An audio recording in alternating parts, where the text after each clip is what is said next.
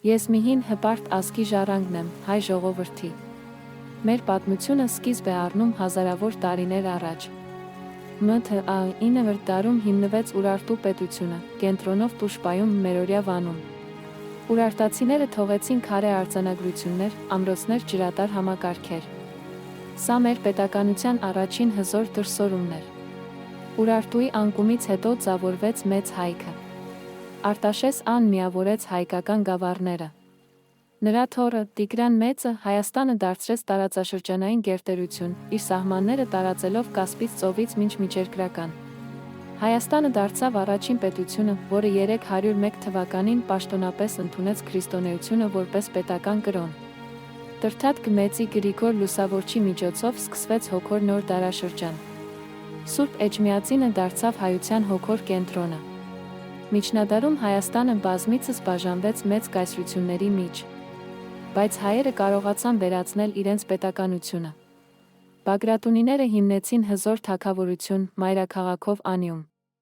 Անի քաղաքը, 1000 ու մի եկեղեցիների քաղաքը, փայլեց ճարտարապետությամբ մշակույթով։ Արևելյան Հայաստանի կորուստից հետո հայերը արմուտքում հիմնեցին Կիլիկիայի թագավորությունը։ Այն դարձավ խաչակիրների դաշնակից արմատյան աշխարհի կարևոր գործընկեր, պահպանելով հայկական մշակույթը պետականությունը։ Հայկական տարածքները հայտնվեցին պարսիկների օսմանցիների վերահսկողության տակ։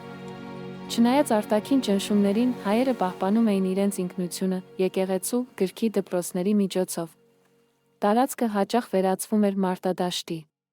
1915 թվականին Օսմանյան կայսրությունը կազմակերպեց հայոց ցեղասպանությունը։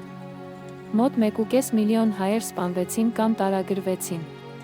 Բայց այդ մթության մեջ էլ հայ ժողովուրդը չկորցրեց իր ոգին։ 1918 թվականին հռչակվեց Հայաստանի առաջին հանրապետությունը։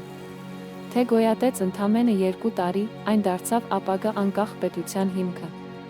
1929 Հայաստանը դարձավ Խորհրդային Միության մաս։ Սկսվեց արդյունաբերական, կրթական ու մշակութային զարգացում, բայց նա գրաքննություն բռնաճնշումներ։ Անկախությունը մնում էր անպատասխան երազանք։ 1991 թվականին ԽՍՀՄ-ի փլուզմամբ Հայաստանը վերականգնեց իր անկախությունը։ Չնայած տնտեսական քաղաքական մարտահրավերներին, երկիրը սկսեց կայանալ որպես անկախ պետություն։ Անկախությունից հետո սկսվեց Արցախյան առաջին պատերազմը հայերի ինքնորոշման համար։ Հաղթանակը շատ թանկ նստեց։ 2020 թվականին տեղի ունեցավ երկրորդ պատերազմը, նոր կորուստներով։ Սակայն հայ ժողովուրդը շարունակում է պայքարը արժանապատվության խաղաղության համար։ Այսօր Հայաստանը պայքարում է հանուն կայունության զարգացման։ Սփյուռքը պահում է կապը հայրենիքի հետ։ Մեր պատմությունը լի է ցավով, փառքով։ Մենք կշարունակենք կերտել մեր ապագան, պահպանելով մեր ինքնությունը։